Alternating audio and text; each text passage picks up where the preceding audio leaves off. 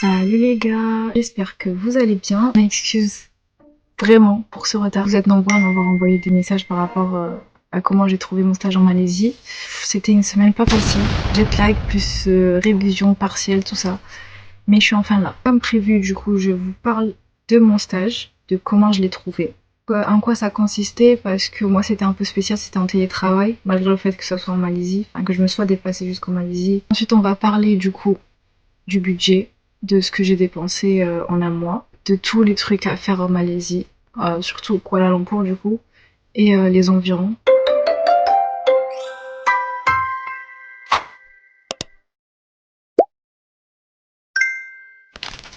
Pour commencer, moi mon stage en fait c'est très compliqué. De base, là cette année je suis en deuxième année de BTS SAM, donc service à l'action managériale. Le stage à l'étranger n'est pas du tout obligatoire, sauf que il y a 2 ans j'avais fait j'avais fait un BTS commerce international à Lyon et je suis restée 6 mois seulement. Du coup j'ai dû quitter mon BTS parce que j'avais pas d'alternance. En 6 mois j'ai fait connaissance du coup avec des gens de ma classe. Eux ont dû faire un stage à l'étranger en fin d'année. J'ai gardé contact avec ces gens-là. Enfin, en gros, j'ai gardé contact avec une fille qui était vraiment ma copine. Et c'est grâce à elle que j'ai trouvé mon stage cette année. Cette copine-là, en fait, elle savait que je cherchais un stage à l'étranger parce que c'était vraiment ce que je voulais. Je me voyais pas faire de stage en France. Elle m'envoie un message. Elle me dit, regarde, Iba, teste. Je t'envoie le contact de mon tuteur. Et essaye de voir avec lui par rapport à la Malaisie parce que je sais qu'il est basé aussi en Malaisie. Alors qu'elle l'avait fait en Turquie. Je teste. Vraiment dernier espoir parce que de base je voulais le trouver par moi-même, j'ai tout essayé, LinkedIn, parce que c'est ça qu'on vous dit en fait. Tout marche au piston les gars, tout marche au contact, créez-vous un réseau, la vérité, c'est tellement facile par rapport à quand vous trouvez tout seul.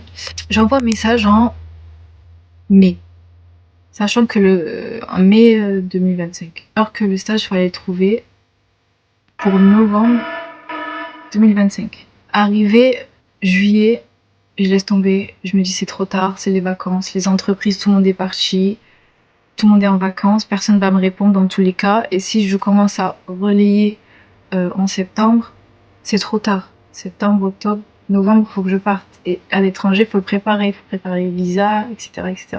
Qui me répond en août? En août, alors que j'étais au bled en train de mourir de chaud. Je vois message WhatsApp.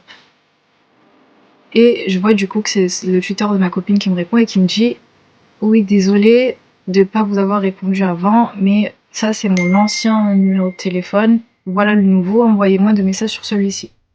En gros, je l'ai contacté par WhatsApp. J'envoie un message et là ça s'enchaîne. Direct, il me dit oui, ça me va, c'est parfait, période, c'est parfait. Le seul truc c'est que ça sera totalement en télétravail. Tu pourras venir 1, 2 fois au bureau, mais totalement en télétravail parce que lui n'est jamais en fait constamment à Kuala Lumpur en Malaisie. Il est tout le temps en train de bouger, que ce soit dans les villes à côté ou dans les pays, des fois il part en Turquie, tout ça. Donc ça peut être soit un point positif, soit un point négatif parce qu'il y a des écoles qui ne l'acceptent pas en fait le télétravail. Airbnb, des hôtels, peu importe ce que vous prenez, faites attention à ce qu'il y ait une bonne connexion Wi-Fi dedans. Il y en a qui ne proposent même pas de connexion Wi-Fi. Donc, bonne connexion Wi-Fi, fibre, pour que vous puissiez, parce que là en plus c'est en télétravail, donc faut tout le temps être sur son ordi, faut tout le temps être dispo. Enfin, tout le temps, vous comprenez. Si votre journée de travail commence à 8h, faut que vous fassiez, voilà, 8h, 17h, faut qu'il y ait la Wi-Fi en continu. Voilà. Finalement, j'ai logé à Bukit Bintang, donc en vrai, plein centre-ville de Kuala Lumpur. Et bon, c'était pas non plus donné, mais franchement, pour la sécurité que c'est et pour le fait que ça soit approché d'un peu tout en ville, ça n'a vraiment pas de prix. Moi, j'étais genre à 10 minutes du pavillon. Le centre commercial pavillon, je sais pas si, bon, normalement vous connaissez, c'est connu à Kuala Lumpur. Et 15 minutes à pied de Petaling Street, donc Chinatown. Chinatown est très très abordable par rapport au café, par rapport au resto, tout ça. Donc vraiment bon spot. Du coup, mon logement m'a coûté... j'ai été en colocation et ça m'a coûté 580 €. Donc au total, ça a dû être 1000 quelque chose. En fait, on avait compris du coup la salle de sport, la salle de yoga, la piscine, jacuzzi sur le toit de l'autre bâtiment et sécurité 24 heures sur 24. Franchement, je vous mettrai le nom de la résidence juste ici. C'était sécurisé, bien sécurisé, surtout la nuit. Juste en bas de la résidence, vous avez tout ce qu'il vous faut. Vous avez un 7-Eleven, vous avez des restos, que ça soit indien, chinois, tout ça halal, hein. Bien sûr, on est en Malaisie. Vous avez l'hôpital juste en face de la rue. Franchement, top. Seul truc qui était pas ouf, c'était que, en fait, dans la cuisine, après ça, c'est le problème dans tout Kuala Lumpur. Je pense qu'ils ont des problèmes de canalisation. Dans la cuisine, vous avez des fois une odeur de d'égout qui ressort par l'évier. Mais bon, ça c'est... Quand j'ai regardé les avis, dans tous les logements, il y avait un peu ce problème. Assurez-vous d'avoir les moyens de partir en Malaisie. Parce qu'on vous dit, ouais, la Malaisie, c'est pas cher, c'est faisable. Mais là, en fait, quand c'est un stage, c'est souvent des longues durées. Donc c'est pas une semaine, 2 semaines, c'est 1 mois, 2 mois, 3 mois, voire plus. Donc faut avoir le budget. Parce qu'il faut manger, faut se déplacer. Vous allez vouloir visiter des villes, visiter des îles. Et puis il y a tous les aléas de la vie, qui sait, peut-être quand il y a une urgence, on sait jamais. Faut toujours se mettre en sécurité et avoir des sous de côté. Donc voilà. Par pitié, ayez un budget. Après, je vous expliquerai moi combien j'ai pris avec moi, parce que la vérité, j'ai pas pris beaucoup parce que voilà, c'était un peu la hesse. Mais c'est faisable aussi avec peu d'argent. Peu importe où c'est, pensez au visa et prenez-vous-y à l'avance. Pardon, je n'arrive plus à parler. Dans ce cas-là, la Malaisie, normalement, quand c'est dans une durée de moins de 3 mois, vous n'avez pas besoin de visa, que ce soit pour les stages ou autre. Mais dans d'autres pays, il vous faut un visa. Donc, s'il vous plaît, prévoyez parce que ça serait dommage de perdre un stage juste par rapport à ça. Je sais qu'il y a des gens dans mon établissement qui ont dû refuser un stage dernière minute parce que leur visa n'a pas été accordé. Ou alors les démarches administratives n'ont pas abouti parce que il faut justement s'y prendre à l'avance. Donc please, pensez-y à l'avance. Parler de nourriture, par pitié, quand vous allez dans un pays comme ça, essayez de tester tout. Ou en tout cas, essayez d'être très ouvert d'esprit. Commencez pas à dire, commencez pas à avoir des approches un peu racistes. Quand on va en Malaisie, on goûte à la nourriture locale. En fait, ça c'est même pas qu'en Malaisie. Quand on va dans n'importe quel pays, on goûte la nourriture locale. On s'adapte au pays. Ok. Malaisie, ils ont une nourriture mais incroyable. Franchement, je vois pas comment on peut pas aimer. C'est pas possible. Et ensuite, vous avez tout en fait. Vous avez presque toutes les nourritures des pays d'à côté. En plus de ça, les repas. Généralement, après, quand vous avez pas, faut pas aller dans des trucs luxueux non plus, genre un peu cher. Mais les repas, vous en avez pour aller maxi 5-6 € si vous êtes un grand gourmand. Mais c'est pas 5-6 € le plat, c'est 5-6 € tout. Boisson, plat inclus, quoi. Par rapport à mon budget mensuel, et là je le regroupe au total, 730 €, un truc comme ça, 730 € le mois. Et 730 €, il y avait activité, bouffe, transport dedans. Et plus tout ce que j'ai acheté, parce que j'ai fait le stock en skincare pour ma mère, ma soeur, pour moi. Franchement, 730 € pour un mois, moi je pensais que j'allais dépasser, mais là, 730 € les gars, c'est tellement pas cher pour un mois dans un pays comme ça, où il y a... Après, il faut pas acheter n'importe quoi aussi. Vous pouvez dépenser plus, mais vous pouvez dépenser moins. Je pensais pas que j'allais autant kiffer la Malaisie. J'ai fait...